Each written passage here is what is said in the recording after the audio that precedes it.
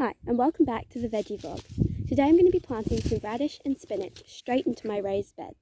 The reason I'm not going to be potting them in little tiny pots of seeds, raising them in the greenhouse and then potting them on, is because spinach and radish are both very quick harvest. Spinach usually germinates in about 10 days and it's ready to be eaten within 4 to 5 weeks, sometimes even 3 if you want baby leaf spinach.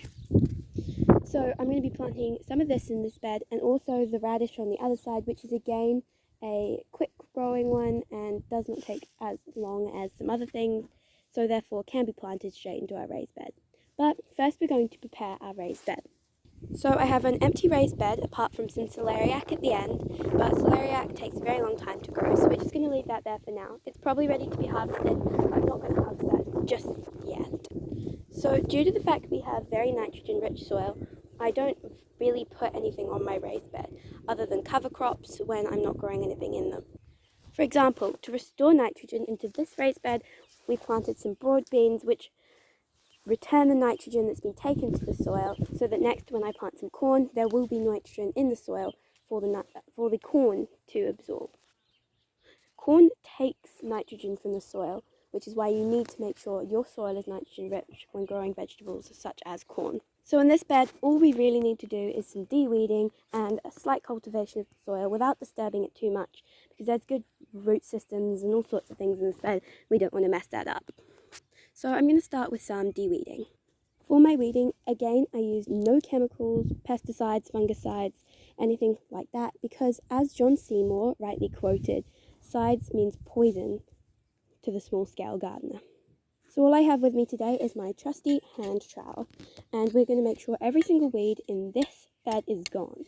So what you're going to want to do is, without disturbing the soil too much, dig up your weed, making sure its root system is still intact so that it can't regerminate through and take all the food and water from the plant that you're going to plant in here. So I'm just going to go ahead and take all the weeds out, and I'll be back and telling you what I'm going to do next shortly. Okay, so just before I get started, I want to apologise about the background noise. My dad is mowing the lawns, so unfortunately that's unavoidable. But what we're going to be doing next, because all the weeds are gone, is we're going to be using a trowel or hoe to get the dry mud off the top and sort of bring a bit more fresh soil through. But while we're doing this, we don't want to disturb it too much, so don't go too deep with your trowel. So I'm basically going to work in a line without treading or compacting the soil with my feet, because that would definitely make it a lot harder for your plants to grow. So you're just going to sort of do this with your soil. So now that I have loosened up the soil a little bit, I just wanted to point out that if this is your brand new raised bed, you might be good putting some compost on it or something, especially if you've never grown anything in it before. You don't want to put like just mud on there, as your plants might be hungry and the soil might not have enough to provide them with the necessary food that they need.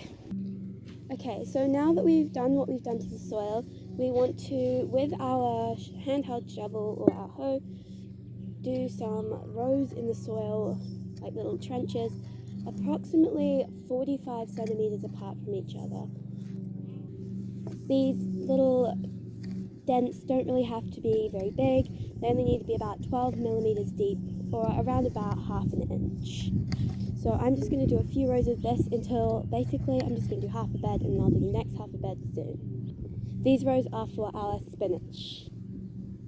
Okay, so I've done my little indents. They might not be that clear, but as long as you know where they are, that is absolutely fine. You don't even have to have a perfectly straight one.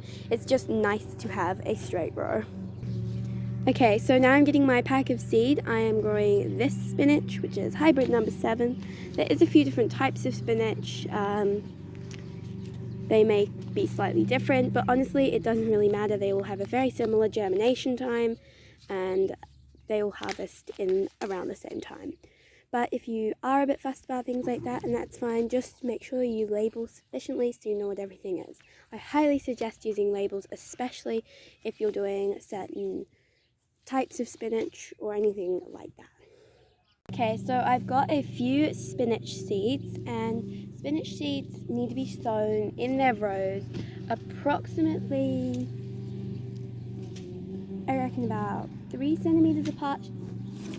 So I'm going to sow each spinach seed about 3 centimeters apart.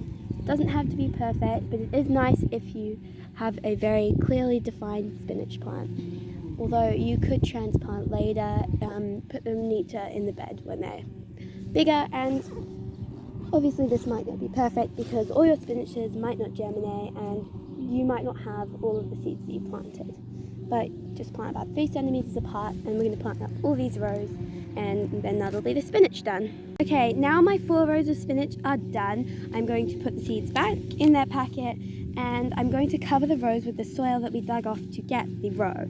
So you want to make sure you're not jostling the other rows, so making sure you're taking the soil from the middle and just spreading that across your seeds. Don't compact it down because it'll make it a lot harder for the seedling to break through the soil. So just making sure you're giving it an even topping across the top.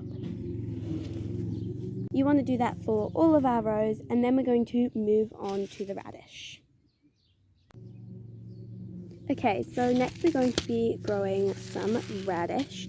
So I've moved over to the second half of the bed, keeping in mind where I planted the spinach, and I'm going to be planting this radish. I'm going to do the exact same thing I did before with the rows, and I'm going to do that for this half of the bed up to the celeriac, which is over there in the corner, and then we're going to basically repeat exactly what we did with the spinach. So I'll see you when I've done that. Okay, so now that we've planted up, we're going to go fill our watering can and water in our seeds. So the bed is watered in and it all looks nice, and now we're just going to cover it using some of these little black hoops, and we're going to be done this bed. So I just wanted to show you some of my other plants that have started to germinate. This bed needs de-weeding, but here we've got some plants starting to come through, and as you can see, they're coming through in nice rows. They're a little bit higgledy-piggledy, but honestly they're coming through pretty nicely, so I'm pretty happy with how they're coming. I'm just going to go give them a water, although I did obviously have a seed spill here, and something's really fueling those plants, so they're growing nice and big over there near my onions.